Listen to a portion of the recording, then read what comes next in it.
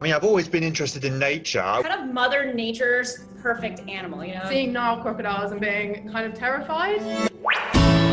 Welcome to the Nature Talks podcast.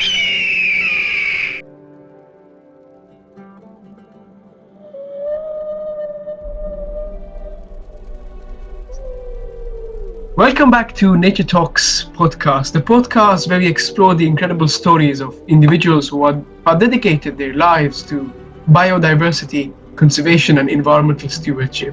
I'm your host, Irfan Firozi, and today we have a truly fascinating guest whose journey is nothing short of extraordinary. And a few minutes back, he showed me a crocodile. I'm still amazed at what I saw. So we can start in this way. Imagine transitioning from a commerce background to becoming a leading expert in reptile conservation.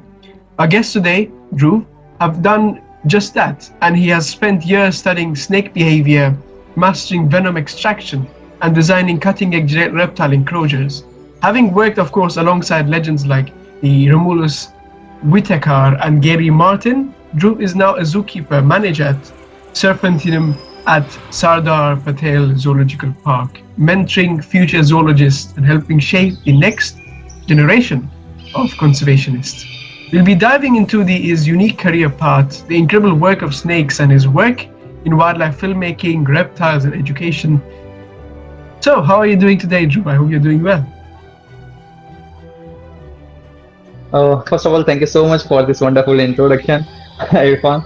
It's mean a lot to me. So yeah, it's a very hot day today, and we are doing well. Hope you are doing also well. And right now in the forest area only. So, your career path is, truly unique because, most of my friends, they either have gone to do commerce or had thought of doing commerce. And most people, of course, they wouldn't associate a commerce degree, with nature or indeed with reptile conservation. It's completely two different things. So can you tell us about your transition from a business background to becoming a reptile specialist? And of course, what's sparked your fascination with, I won't say snakes only, but reptiles overall? Yeah. So yeah, as you told, that I belongs to a commerce student, and I just completed my master's as well in the commerce. So to be very honest, I got very lucky, and I got a chance to work with a very huge names guys in the conservation, and definitely a herpetologist, a great herpetologist. So I belong to commerce student. I completed my commerce from Gujarat University, which is in the India, and I got a one very danger encounter with the snake, which is a spectacle cobra, and it's one of the highly venomous snake in the India. And when I was in the school, I got a very close encounter with the spectacle cobra. And then after on that day, I just cried a lot, and I went to my home and I told the scenario about what happened at over there, and I cried a lot then because I was the child, no. So I told my mama, I just got missed by these snakes. It just got a spark on me, and I just saved myself. Then after I started learn more about the snakes. Oh, why this happen? Like what's the venom and all? How many species we have? And I don't have any words how I explain my love towards the snakes, my love towards the animal and all. But then after I started reading about the snakes and all, and I got a chance to work with more than 3,000 plus exotic species in the Bangalore. So there is a one life science education trust, which is the firm who provide you a platform. To be very honest, in India there is no such platform and no such hands-on experience like how people work with them. See, zoology is a thing which you just read, right? You just read, there is a books, there is a presentation, there is a thesis and paperwork only, but there is not a hands-on experience anywhere. So I got a wonderful chance which provided by Life Science Education Trust. They run a wonderful program which is known as exotic animal care and management. And there are over 3000 plus exotic species at over there. To be very honest, people in fact can't people in fact can't have seen this kind of species, endangered species as well. So they have a lot of endangered species and a huge support towards conservation as well. So I got a chance to join them, and I completed my, exotic animal care and management basic level, advanced level, and definitely they know that I have expertise in reptiles. So got me a chance to work with Gerard Martin and Romulus Whitaker. So Gerard Martin is India's first National Geographic adventurer, which is a big thing for me, and Romulus Whitaker. So Romulus Whitaker is a snake man of India. He awarded by Padma Shri awarded as well, and he found a snake as well. So there is a one snake which is a Whitaker and boa, which is named after him in India. So which is again a big thing for me, and I am just as you know, I was a commerce student, and people always say, "Okay, you are a commerce student. You don't have a science background. How you will survive at over here?" So I was a rescuer. So definitely, I belongs to very common class family. So definitely, money is an issue. So people always say, "Okay, how you will survive in India? There is a no chance. How you will be? You will be." So the first thing, knowledge is a very great thing. If you have a knowledge, then no one can stop you at all. So I started reading about lot of things. I started reading about research papers, and yeah, then I got a chance to work with LSET, Life Science Education Trust. I went to Gerry's place. I went to forest. I also worked with Irula's families. So Irula family is a tribe, well-known experts in Irula's families as well, who are known for wild trekking for the snakes and rodents, and they are also expertise in venom extractions as well. So yeah, that's a short story how I got a chance from commerce to this field. That's an incredible story, to be honest. And we have seen it among all of our guests. It starts with that spark of curiosity. When they, especially for you, it started with you seeing that speckled cobra and being interested, reading about it. I think that was the key moment of your journey. And it takes, of course, immense dedication to step into a field that's so different, from what you do academically. And the amazing thing here is, you said you just did your master, so you are balancing nature and business at the same time, which is something which everyone must do. So talking about that, you of course mentioned about the turning point when you realized that working with reptiles was your true calling. When I personally worked with this species, I definitely, if as you were saying, I just showed you that crocodile. It was a wild crocodile, and while rescuing, it was a huge aggression on it. But now, if you see, I just pampered him for a while, and he just used to with us. So in crocodiles and reptiles as well, they understand us. This understand teaching techniques teach by them to me. So that's a very big thing. How you understand the animals, that's a very big thing. That's amazing. I mean, I also do agree the same thing. Seeing is believing, and when we look at animals, every single individual animal, like human beings, have got their own personality, which is beautiful. And it's really unique how you have completely changed the people's perceptions of snakes, because people are mostly scared of reptiles and so on, but you have changed that, which is really, really unique. So let's talk about diving deeper into your expertise. You have worked with, of course, extensively, with venomous snakes and venom extraction. Can you walk us through what goes into safety extraction of venom and why it's so important for medical research? And at the end, if you can give us a small tip on how to extract venom as well.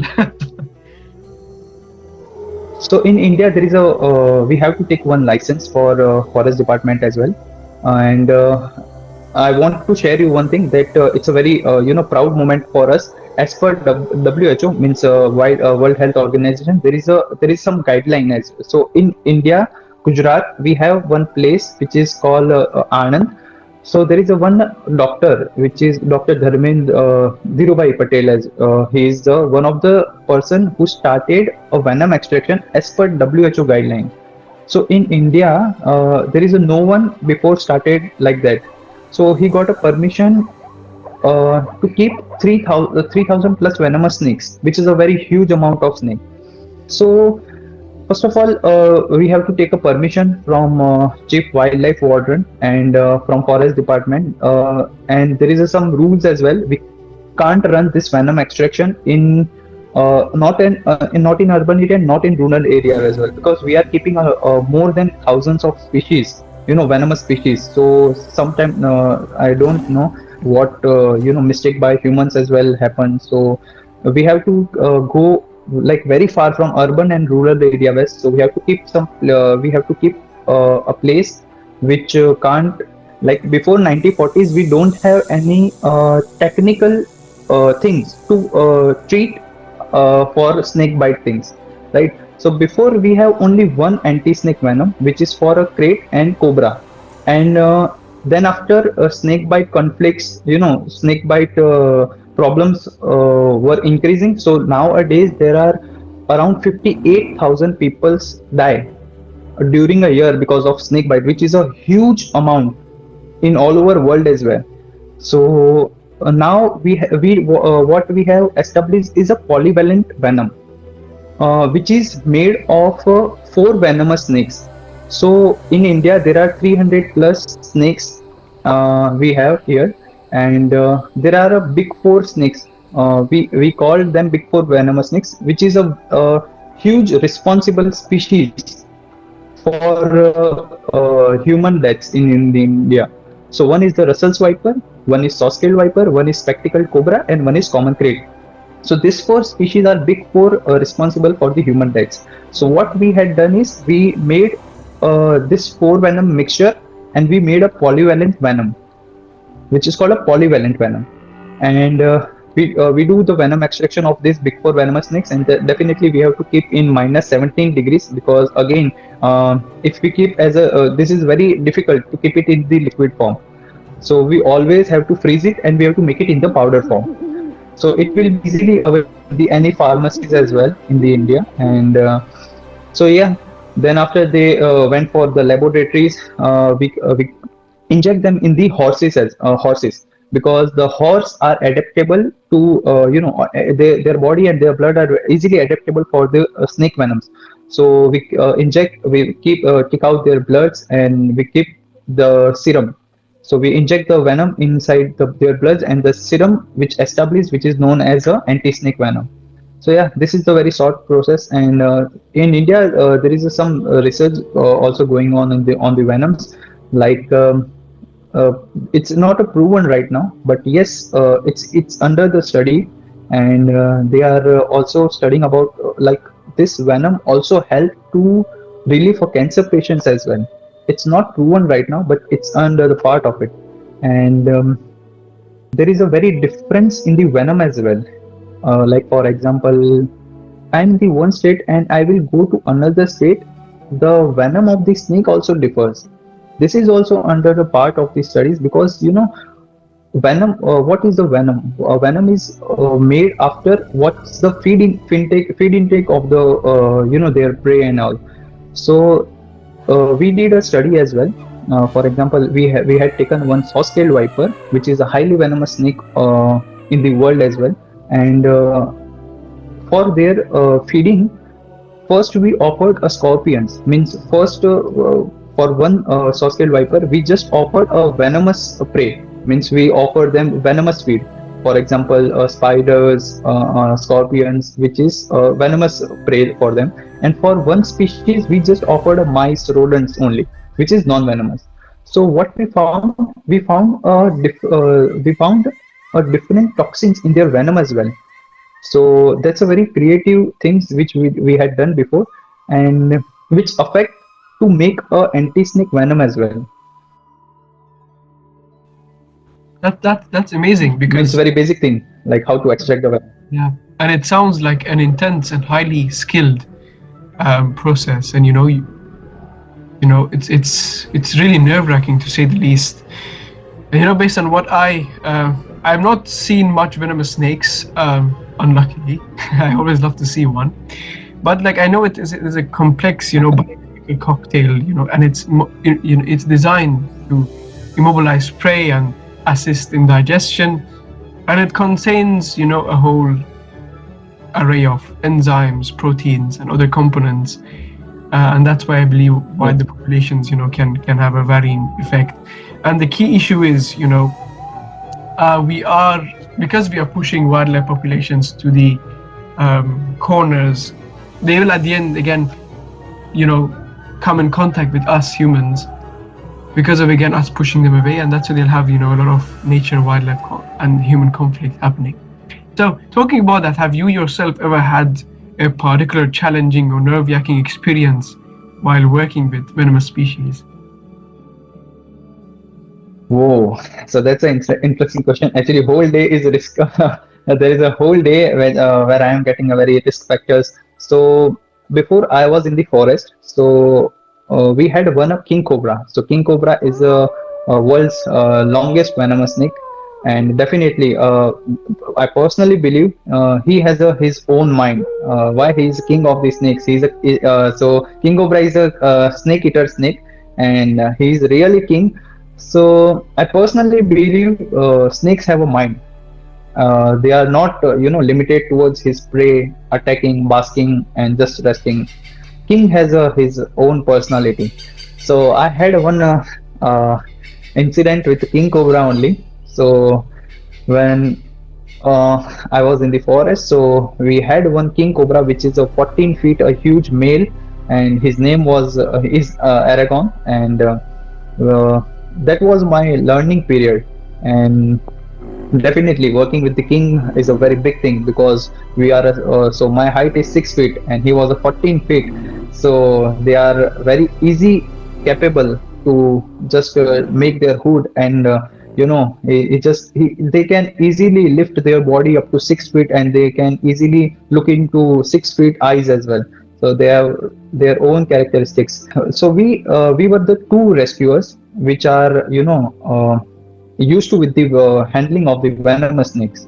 So Gerry was there, and we have to performing venom extraction of him. So we have to check before venom extraction there is some basic techniques, before that we have to check we can't feed the snake, because if the snake have a bolus, so we can't handle the snake, because maybe they can regurgitate, and regurgitate is a very stressful process for the snake. Then after, maybe there is a high possibilities the snake will never offer the feed again, and there is a lot of chances of dehydration and skinny snakes as well. So we have to check the snake. So Gerry told we can't have we don't have to handle the snake, we can't stress him before any processing. So there was a one hide at over that part, and the enclosure very greenish at that point, because there was a raining season at that time, and the enclosure was very greenish, and we can't able to spot that King Cobra. So Gerry told me, so one of my colleague Ullas was there, and Gerry told him that just see once, where is the King Cobra? Is it in the hide or is it in the bushy area? So Dhruv can go. So I was a very enthusiastic person. I am very fast, so I have to clean his poop inside the enclosure. So he know that I am a very fast. I can do quick cleaning and just disinfect, and I will come out. So he told me, yeah, Gerry, he is in the hide only, and Dhruv can proceed inside. But actually, he was not in the hide part. He was in the bushy part, the grass part. And I went there, and so Gerry told me that never go from the dense part, from the greenery part inside the enclosure. I know your colleague told me trust is okay, but always trust on yourself.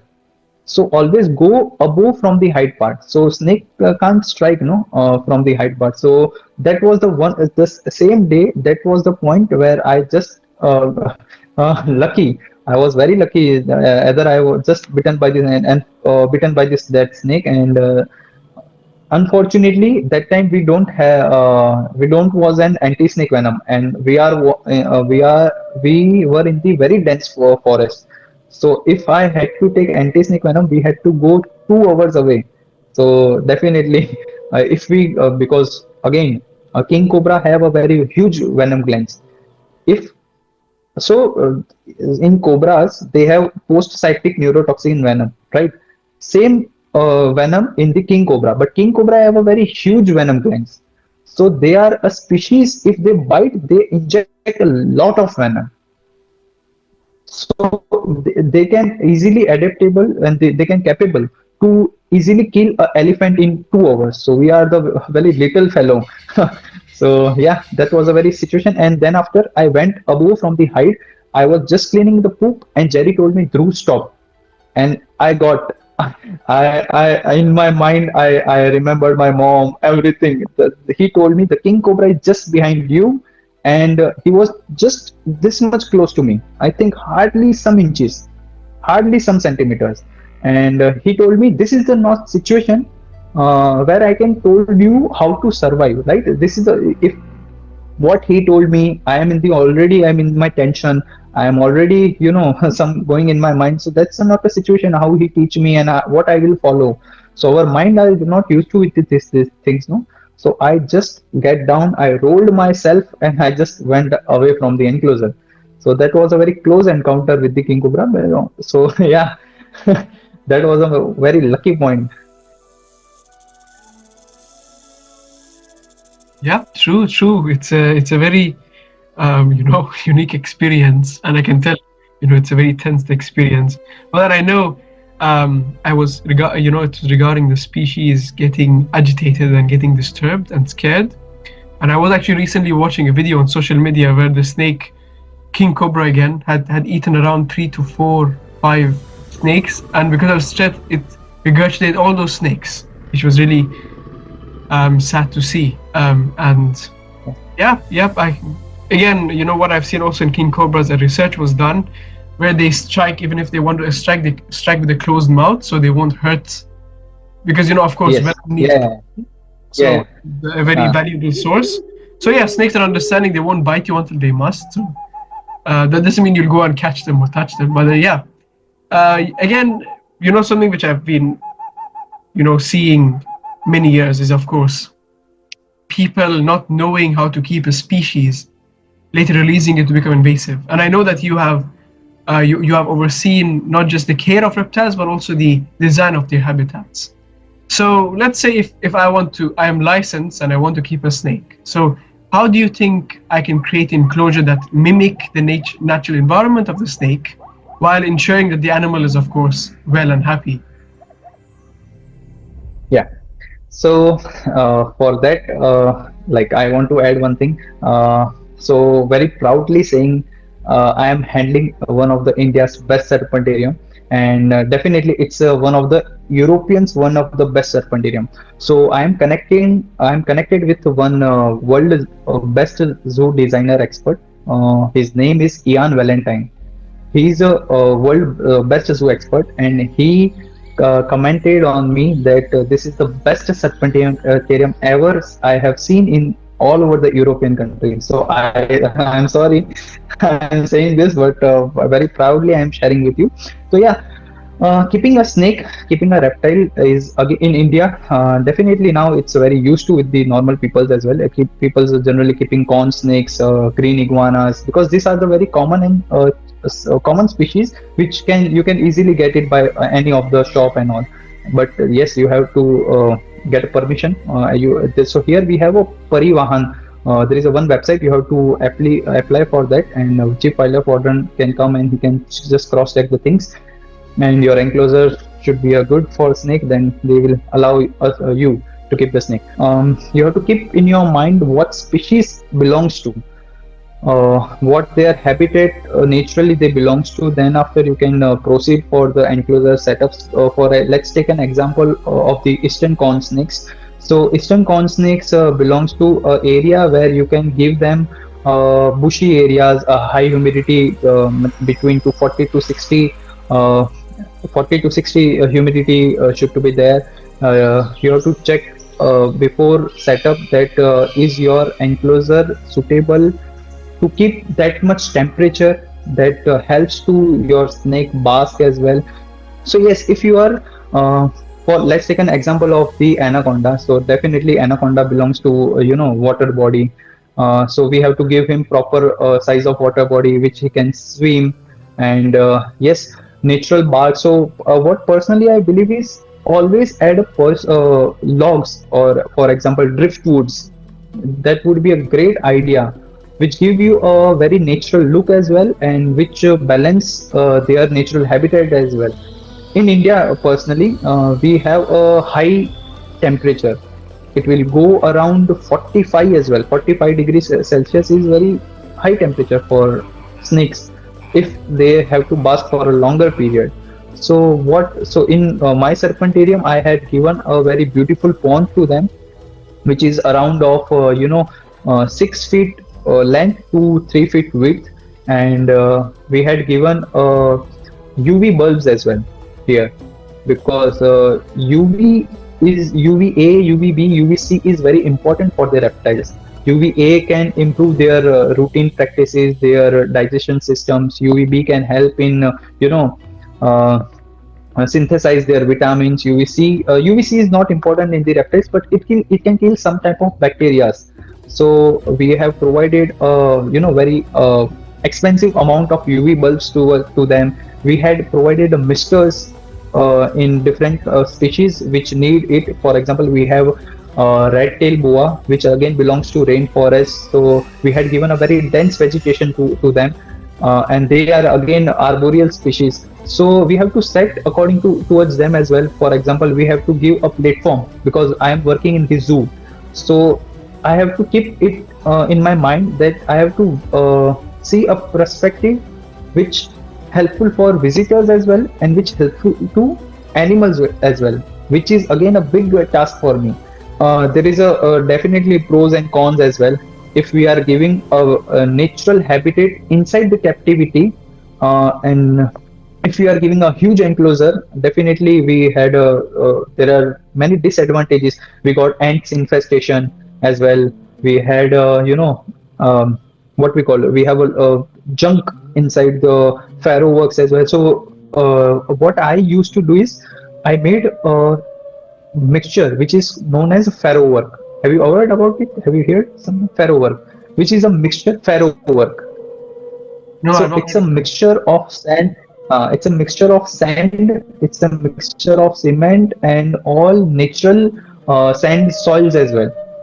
So which balance the ecosystem as well, and which so that farrow work is very flexible structure to make like beautiful enclosures. So so background I used that farrow work for beautiful artificial structure. Then I gave it I also given a soil, a very good soil. So I provided soil, red soil as well. We can use vermiculite as well. Yeah.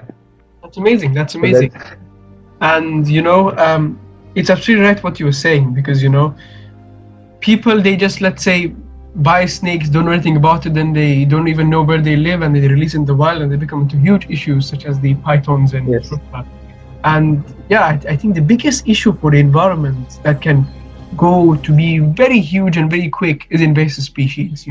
So as Dhruv said here, make sure that you research enough about the reptile you're buying, about the animal you're buying. It's not just reptiles, it's about fish. Every single animal that you're buying, make sure you research in detail about them, what's their natural environment, what food they need, how long they can live, how big they get. People sometimes, they go and buy tiny fishes like goldfishes, and they think that they won't grow huge, and they release it in the environment.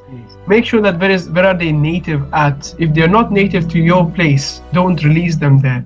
If you give it to a zoo, or if you give it to a pet shop, they can have better care for them than this. And yep, we all love animals. I'm a huge animal lover myself. Dhruv is a huge animal reptile lover, but we always enjoy seeing the animal in their natural habitat. So try not to buy snakes, exotic animals. Try to go and see them in their natural environment. That will help the population of people there as well by ecotourism. Make sure you don't necessarily catch them or buy them in places which are not licensed, and make sure you yourself have got your license. So, of course, Dhruv, you have also worked with National Geographic and been involved in wildlife filmmaking and so on. So, how do you think storytelling through film or through posts help change the public's perception of snakes? You know, because snakes are very misunderstood. I know that in India, especially in Asia, they're just randomly killed. I have seen more killed venomous snake than I've seen live ones. So, what do you think is the storytelling playing a role in this? Yes. So, personally, I was in the Karnataka, which is a state of the India, and it's so there are the Western Ghats at over that part, where we can find where we are finding highly venomous snakes, for example, bamboo pit vipers. So it's a typically rainforest area, no? Western Ghats have a huge densities and huge landscapes as well. So there, people are not aware about about snakes, and as you told that there is a very misconceptions and myths, especially in the India, especially for the spectacle cobra. So people used to give milk to snake. So here there is a one festival. Have you heard about God Shiva, which has a snake on their neck? Yeah. So it's very famous in the India. So, and also people used to give milk to snake. So there is a one festival called Nag Panchami, which is for a snake, which is a snake festival in India. So what people used to do, they offer milk to snake. So here we have Indian charmers, which is illegal thing in India. I know. So what charmers do is play with the flute. Yes, exactly. So snake charmers, what do they? Go inside the forest, they catch some spectacle cobras, and what they do is they remove their fangs from the tits. So yeah, that's I wanted to share with you that if we remove the fangs which connected with the venom glands, so snakes can easily adaptable to reduce their fangs again. If we remove the fangs and snake will not bite us, if snake will bite, it is okay with us. It's a wrong thing.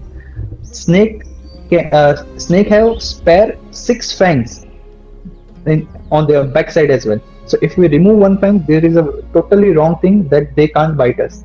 So what they do is they cut the whole venom gland as well. They just cut their whole venom glands, which is just beside their eyes. They cut their whole venom glands and they keep them for 1 month, 2 months inside the one dark box. So they don't give anything to them. Again, snakes have a very low metabolism. They can easily survive for 2-3 months without food or without water. So they know about such things. So they keep them inside the dark box and they don't give any food. They don't offer any water to them. And at the time of that festival, they take the snake to the villages, to the temples, and so people give them money and they offer a milk to snake. And definitely, if you are in one room and I offer you a food which you don't like, and suddenly I take you to one restaurant after 1 year, and so definitely you can eat what I will offer you. Exactly happened with the snake. The snake was hungry and thirsty from 2 months, and if you offer milk to them by default or by somehow, he has to accept that milk. Then after, people don't see what happened to snake have a very low metabolism. If we offer milk to snake, the 99% chance snake will die. There is not a single percent chance that it can digest the milk. So people used to do these things. So yes, in the village, filmmaking things and awareness show give a huge impact to change their mindset. Personally, we have started a snake bite mitigation thing in the Karnataka, where we used to go inside the forest villages, schools, and we aware the villagers that snakes are not harmful to you, and we show them PPTs and filmmaking things that how we are doing a venom extraction for them only. We are taking risk. Venom extraction thing is a very huge risking job. You are handling a snake just back from the fangs and from the neck, which is not a very easy thing. So we teach them. See, in India, as I told you, 300 plus snakes are there, and only 60 plus snakes are venomous. Here, people think there is a snake, venomous snake. They just see like this from this perspective as well. They think if snake bite, we have to go to some babas.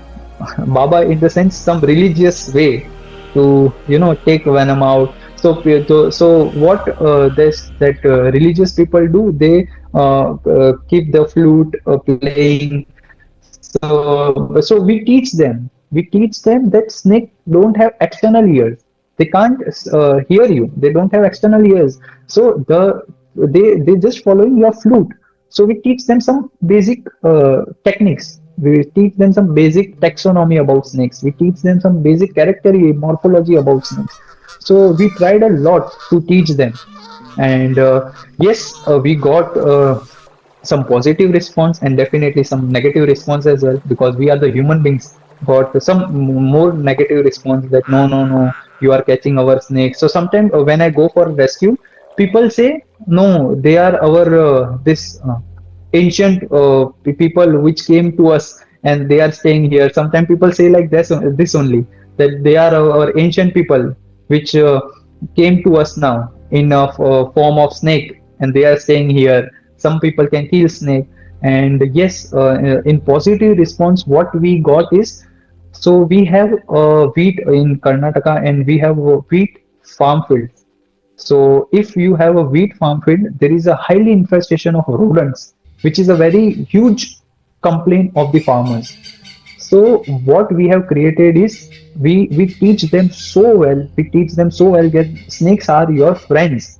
They are not harmful to you, because they eat your rodents. They will save your farm. They will save your profit. They will save your life.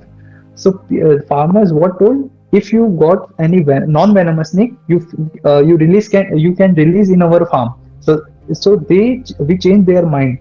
So non-venomous snake is not harmful to you. It can beneficial for your rodent infestation. So they personally came and then request us, if you rescue any non-venomous snake, you can release it in our farm as well. So that's a very huge thing which we changed. That's amazing. I mean, yeah, sadly there is so much myths, fear, superstition, misconception about snakes that is really sad. Although snakes are unique in every aspect, they're beautiful creatures, uniquely evolved over time. And when you talked about that whole flute scenario, I remember watching this film with my family called Najina by Sari Devi, and really it came to my mind. So of course, for everyone who are listening to this, remember that there are so many myths, like this, all snakes are venomous and dangerous, as Dhruv said, but actually out of the entire world, the 600 of over 3,900 species are only venomous. And snakes chase people. That's a myth I also got, which no, snakes don't chase people. They usually avoid human conflicts. Snakes only chase their prey, and that is also slowly through let's say hunting down their prey in a slow manner. And people think, especially in Asia, they think that snakes are very aggressive by nature, but actually they can be very calm. They choose to escape first rather than attack. And that's, again, this misconception comes from people who are out there agitating the snakes, especially cobras, and then they stand and they strike and so on. But yeah, it's mainly because we're annoying them. And don't believe on what you see in cartoons as well, like the Jungle Book. Snakes don't hypnotize their prey. And of course, if you're bitten by a snake, as Dhruv said, seek medical attention.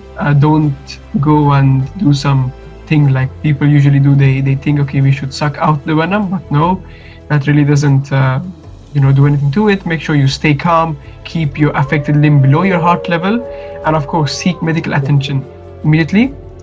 And Dhruv also mentioned that snakes cannot hear, so they can also hear humans, so don't worry, it's not that case. And there's also a superstition I heard of about snakes, baby snakes being more venomous than adults, but that's not really true. While baby snakes do have venom, the idea that they can't control how much venom they inject, because like some to inject away, exactly. we can control, yeah. And of course, when we talk about especially pit vipers, they have got the tongue, and people think that the tongue is also venomous. Yeah.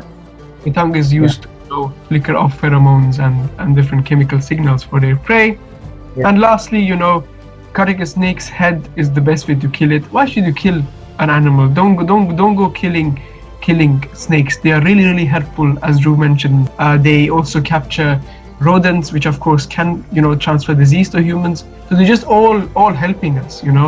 They're like let's say frogs for our mosquitoes. So make sure you try your best not to kill it. And when it comes about relocation, I love the fact that you mentioned, Dhruv, about people having a negative response and a positive response, where people ask you not to take the snakes away, and where people are asking you to release the snakes.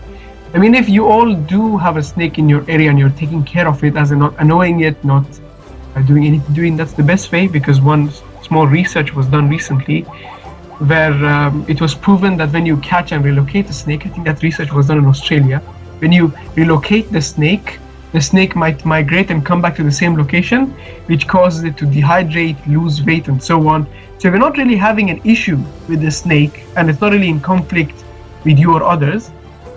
And it's a huge area of land, like a suburb. It's okay to be living among snakes, but we all are going to leave it to experts like Dhruv to see where's the best place to release them. And don't try to catch the snake yourself. Make sure the expert does it for you, because not just you can get different legal things going on, but you can also hurt the snake and hurt yourself in the process. So talking about this, one of the most favorite parts of our audience in this talk, Nature Talks, is the ending, and although Dhruv, I love talking to you. It's amazing how much knowledge you have, how much passion you have in your words, how much energy you're giving. It's truly amazing, and of course we will have you again with us on a documentary, on an event, or more collaboration, possibly. Either you come to India, and we can do something. So of course, Dhruv, this has been an absolutely fascinating conversation, because we didn't have anyone who ever spoke about snakes on our podcast before. It's very rare to find people so passionate about snakes, and your journey and expertise are truly inspiring, and they show that no matter your background, you can always be passionate about nature, help nature, and I'm sure our listeners also have learned so much today. But before we wrap up, what's your number one advice or message for the people who are hearing you right now? It's a big thing. If you are saying you love the animals, it creates a responsibility. It's not about just love. It's about you to take a step towards them, right? Which is it's our responsibility. It's our responsibility to save them. It's like how we have our child. It's our responsibility to grow them. So it's similar with them as well. If nature is with you, try to do some small things, not big, just small. If you have a time, just do something. That's it. And there are a lot of experts who say a lot of things, more knowledgeable from me as well, right? But what I believe is feel from inside only. There is no techniques, no technical thing. What your mind and your heart say, just follow that. That's it. What an amazing message. I mean, it's really, really true. You have to always be connected with nature, follow your heart when it comes to nature. And of course, Dhruv, I know it's sudden, but for the people out there, is it possible for you to show the crocodile again? Yes, why not? Here are some snakes with me. Yeah. Oh. So this is the green keelback snake, which is non-venomous snake, and also known as false cobra. And here I have one common sand boa, which is again non-venomous snake. And one of the highly myth snake in the India, so which I told you about, no? So in legal market, he has 1 crore of rupees because he is very calm snake. people used to trade him a lot, and he's one of the world's highly illegal trading snake. You can search as well. His name is red sand boa, one of the very calm snake. And here I have common trinket snake, one of the most beautiful snake of the Indias, and one of the highly aggressive snake as well. Here, yeah. It's a very So collection of snakes you have got that very, very beautiful as well. So, as I told you, there is a Mars crocodile at over here, which is I had rescued just recently. I will release him as soon as possible. And before it was so aggressive, and now he's allow me to touch. That's what I'm saying. See, he's loving it. So he's totally wild and a huge crocodile, but he allow me to touch, which give me a very positive vibes, and which also promote me to give my best to them. So yeah, that's the thing.